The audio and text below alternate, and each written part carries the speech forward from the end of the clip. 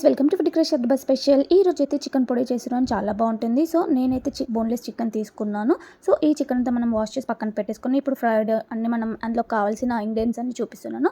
So onions, ఇంకా వెల్లుల్లి రబ్బలు, కరివేపాకు, సాల్ట్, ఎండుమిర్చి ఇవన్నీ కూడా మనం బాగా ఫ్రై చేసుకోవాలన్నట్టు. సో ఎలా చేయాలి ఏంటని అయితే ప్రాసెస్ అయితే చూపిస్తాను. ఇంకెందుకు మనం ప్రాసెస్లోకి అయితే వెళ్ళిపోదాం.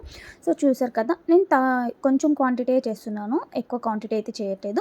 సో ఇప్పుడు స్టవ్ మీద ప్యాన్ పెట్టుకొని ఎండుమిర్చి ఒక్కటి ఆయిల్ లేకుండా ఫ్రై చేసుకోవాలి. ఎందుకంటే పౌడర్ అనేది చాలా బాగుంటుంది, లేదంటే పౌడర్ బాగుంటుంది ప్లస్ మనకి ఎండుమిర్చి అనేది మంచిగా ఫైన్ పౌడర్ లాగా కూడా బాగుంటుంది అన్నట్టు. సో నేను అందుకోసం అయితే ఆయిల్ వేయట్లేదు ఎండుమిర్చి వేయించడానికి.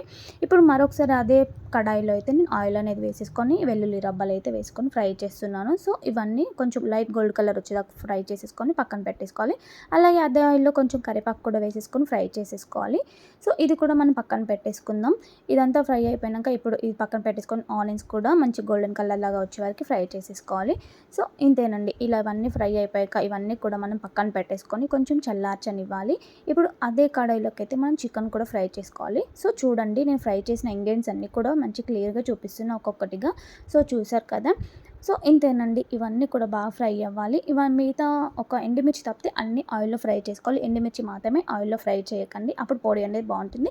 ఇప్పుడు అదే ఆయిల్లో అయితే నేను చికెన్ కూడా వేసేసుకొని బాగా ఫ్రై చేసుకుంటున్నాను. చికెన్ కూడా గోల్డెన్ కలర్లోకి రావాలన్నట్టు, అప్పుడే చికెన్లో వాటర్ అంతా డ్రై అయిపోయి మంచి చికెన్ అంతా మంచి ఫ్రై అవుతుంది, చాలా బాగుంటుంది. సో ఇలా గోల్డెన్ కలర్ లాగా వచ్చాక ఇప్పుడు మనం ప్లేట్లోకి అయితే తీసేసుకుందాం.